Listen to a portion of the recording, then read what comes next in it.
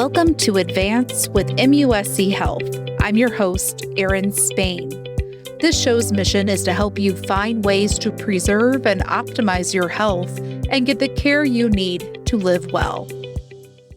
Advances in genetic medicine make it easier than ever to screen your DNA and find out your risk of many common diseases and conditions. MUSC Health is offering such testing in a new, first-of-its-kind population genomics initiative in South Carolina called NRDNA-SC. It will be available at no cost to the first 100,000 South Carolinians that sign up. Joining me to discuss this exciting opportunity is Dr. Daniel Judge. He is a cardiologist, professor of medicine, and a translational scientist here at MUSC Health, who specializes in inherited cardiovascular disorders. Thank you so much for being here. Well, thanks very much, Erin. It's great to be here. You've been studying inherited heart disease for much of your career, and you're currently the director of the MUSC Cardiovascular Genetics Program. Tell me about your interest in genetics and how far genetic medicine has come in the past few decades. Yeah, actually, it's been really exciting to watch all of the changes that have occurred over the last 20 years. My interest in genetics is often getting to the bottom of a condition. When someone shows up to see me and they have a condition that we can't explain or shrug our shoulders and say, well, it's idiopathic, or it might be because they weren't taking care of themselves, we can sometimes dig deeper and find a genetic cause or a better answer for why that condition occurred for that individual person. The changes that have occurred are just mind-breaking at times. 20 years ago, when I started to do this, costs were enormous. We would look at one gene at a time and it would be thousands of dollars. And today, the technology has really improved to the point where for that same amount of money, we can sequence all of the genes. And at times, we can even do it for low cost or no cost to a participant. Explain the power our genetic information has to predict our risk of certain diseases and diagnose conditions. Well, that's a really important point. I think people sometimes think of a genetic risk as a blueprint to the future or an automatic, like this is going to happen. And that's certainly not the case. When I look at genetic tendencies, I think tendency is the key there. It's not an automatic answer that something will occur. It's not a prediction of the future. It's not a crystal ball. It helps you understand, are you at increased risk of this condition, or is your risk sort of flat or similar to the regular population? So it's an important marker of risk, not necessarily a prediction of the future. Tell me about this exciting opportunity in our DNA-SC. Tell me about this program and what it can do for people in South Carolina. For people who are willing to do so and interested in signing up, we will provide for free comprehensive DNA analysis. It starts off with the release of 9 genes, and those 9 genes target these 3 conditions: hereditary breast and ovarian cancer, hereditary colon cancer, which is often called Lynch syndrome, and elevated cholesterol or hypercholesterolemia.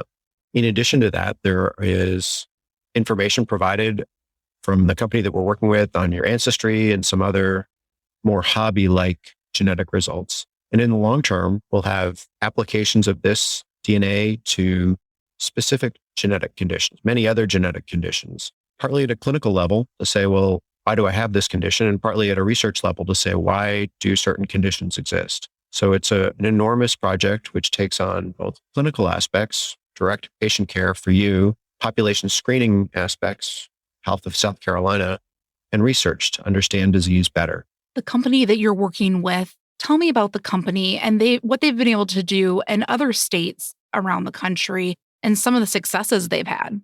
Yeah, they're called Helix, and they're really well known right now in DNA sequencing. And they've been in the news a lot with some of the work they've done with COVID-19 and sequencing when we find something like the Delta variant or newer variants that are coming along.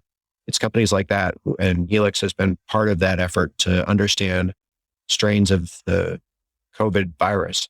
On the other hand, they have done similar projects as the one MUSC is going to take on in the near future at other sites around the country, essentially doing the same type of work to do population healthcare screening within the community and genetic risk prediction. So let's play out a scenario here. Someone's going to participate in the program and the results come in. How are those results interpreted and relayed to the patients? And if something does come up in these screenings, what happens next? Let me start by addressing one of the things that sometimes comes up as a question of, is this research? And the answer here is Yes and no. The results of this work are available clinically.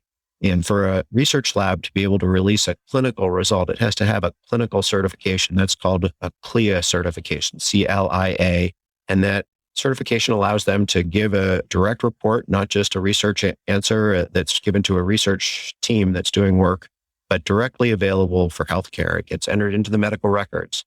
The great majority of people on this first pass of screening will have a normal handful of genes that we look at. It's 9 genes for the 3 conditions that I mentioned. And roughly 1% of the participants will end up having a clear abnormal gene related to breast ovarian cancer, colon cancer, and hypercholesterolemia or elevated cholesterol. Those types of results will be given to people with genetic counseling by MUSC genetic counselors, given to their primary care physician and entered into their medical records so that it can be used to help screen and recognize the risk and help to be proactive about that information. Well, because again, the goal of a large scale screening like this is to be able to treat patients sooner and better and really move into this personalized or precision medicine for all. Isn't that right? Yeah. So I like to think of this as knowledge is power. And I think sometimes people consider a DNA result a scary idea, right? DNA, it's high tech. It's potentially going to predict the future. And that's certainly not true. Technology isn't that novel anymore. And the ability to predict risk is really what we're looking for. I'll use 2, if I can, very public examples or high profile cases, and they're both in the cancer sphere.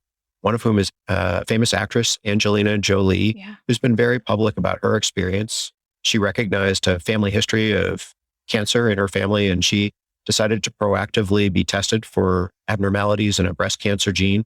She found that she had it, and she announced later that she went ahead with bilateral mastectomy and removal of her ovaries to prevent breast cancer and ovarian cancer.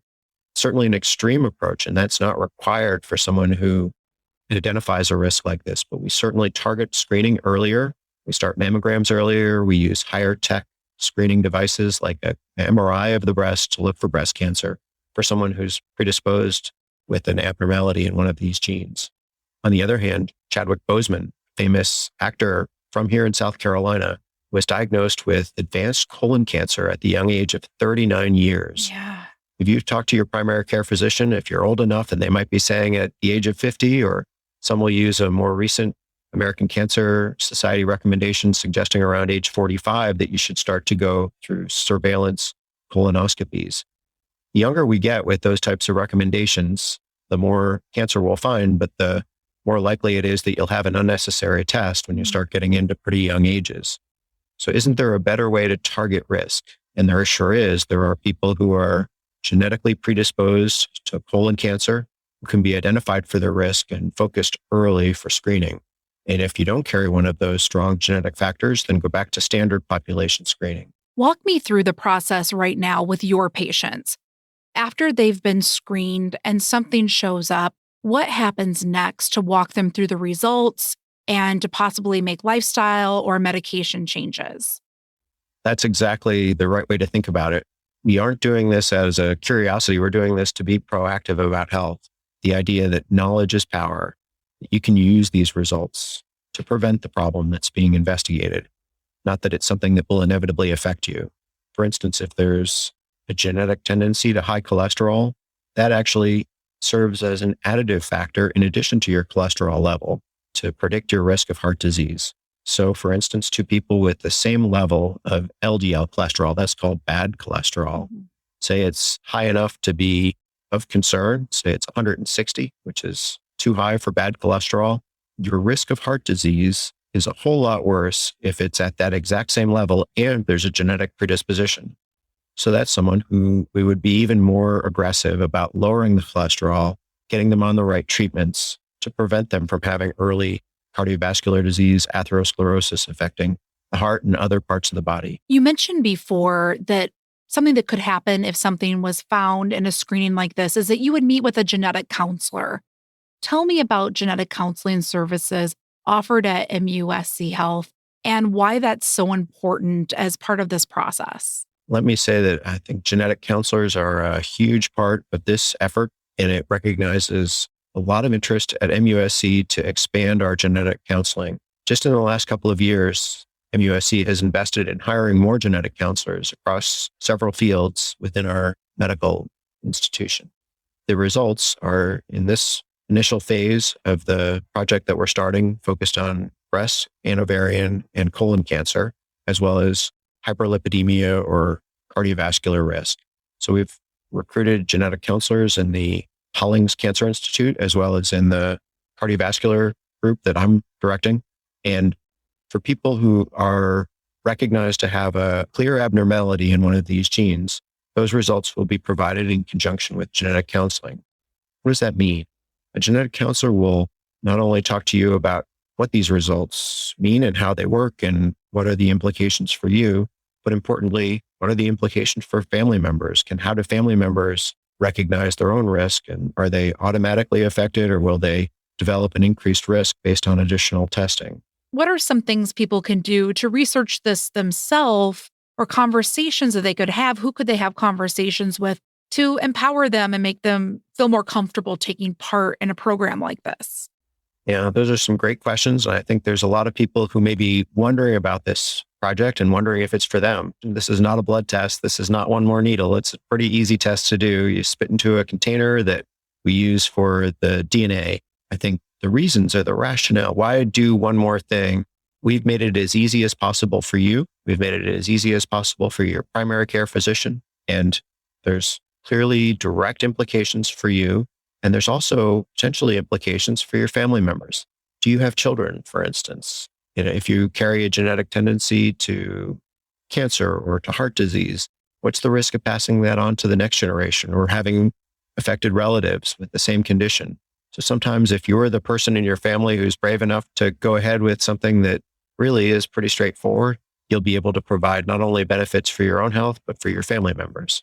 You mentioned this is a saliva test and it involves spitting into a tube. So just have you done this yourself? Yes. Just kind of walk me through, how long did it take you? What was it like? Yeah, it's interesting, as I've at times been the person collecting that saliva sample. Sometimes it's 1 or 2 minutes to just come up with a small amount of saliva. And other people, for instance, struggle because of a very dry mouth. And I think it's the rare person who really can't provide a saliva sample. And we have some other mechanisms that we can use for getting a DNA sample. But a long way of saying it's a pretty easy test to undergo. It takes about 5 minutes and the results come back pretty quickly. How can listeners find out more about this program, and when would they be able to sign up? Be on the lookout for all of that. There's a couple of ways we're going to be doing this. One is going to be through your primary care physician. You may be able to talk with them about this project in the near future. We'll also be reaching out to people through MyChart. So if you have a MyChart account and you have an upcoming appointment, you may receive a message that says, "Are you interested? Please sign up for this project." My final question is, what do you do to optimize your health and live well? Well, Aaron, I try to practice what I preach. I certainly maintain a good activity level, and my diet, I hope, is a good one for my own health. Just try to live right. For more information on this podcast, check out advance.muschealth.org.